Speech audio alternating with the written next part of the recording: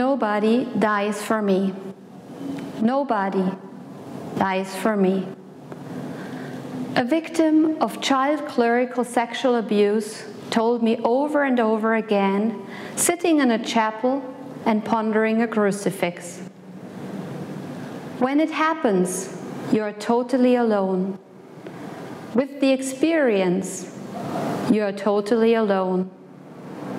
Nobody understands. Nobody is there.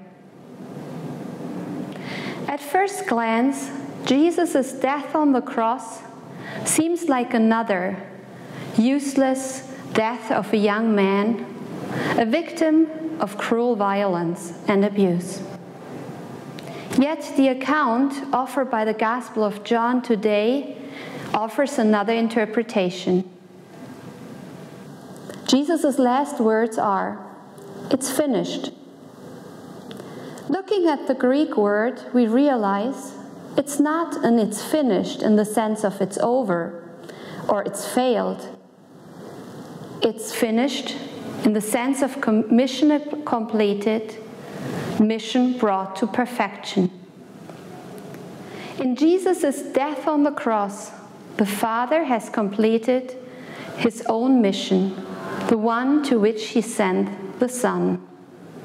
In the history of Christianity, Jesus' death for us and his resurrection by God have quite often led to a misguided interpretation of human pain and suffering. They have been used as a justification for the plight of so many poor and marginalized, mistreated and abused people. Simply bear your pain and offer it up to God. You will be greatly rewarded in the world to come, was advice commonly heard. This is not what the gospel tells us. It would be pure mockery in the ears of our above-mentioned survivor. God's mission isn't one of pain, it's one of love. In Jesus Christ, God invites us to join in his mission of love by standing close to those in pain and suffering, by bearing with them their silent cries, their cross, their darkness, and by joining in their fight against injustice and abuse. This seems too great a task. We feel too small and incapable of bearing other people's pain and suffering. Well, this is what happened to most of the disciples too.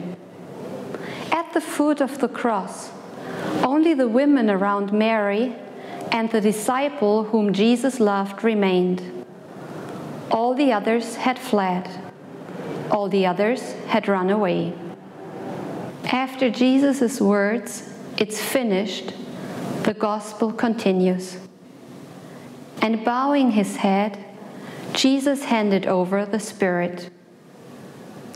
At the moment of his death, Jesus not only gave back his life to the Father, he also created the community of believers, his church, by bestowing the lasting gift of the Holy Spirit, the Spirit of love and solidarity. Only in the grace of his Spirit can we believe and understand, can we create the community of love God envisages. In Jesus Christ, God entered into the deepest possible solidarity with our human pain and suffering. Jesus knows and understands. He's there where we are hurt and suffering, regardless of whether we can perceive it at that moment or not. Those abused, mistreated and hurt very often cannot. So this Good Friday could be an invitation to all of us to come close to those in pain and suffering, to be touched by their lives and experiences, and to share in their journey, their pain, their lives. For however long Good Friday and Holy Saturday might take for them. So that maybe, hopefully, one day, by the grace of the Holy Spirit, they will experience new life, their own personal Easter. Such a Good Friday experience can transform us and prepare us for Easter. Being with those marginalized and abandoned, in pain and abused, listening to them carefully and attentively, sharing in their suffering, brings us closer to Jesus' heart and mission. At the same time, it confronts us with our own pain, our own suffering, our own brokenness, our own need for intimacy and friendship, for healing and salvation. It makes us realize who God is and who we are.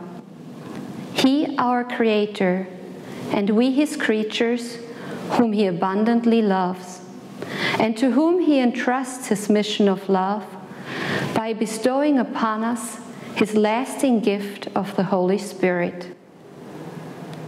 Let us try to live accordingly, so that fewer and fewer people have to say, "Nobody cares. There is nobody there for me."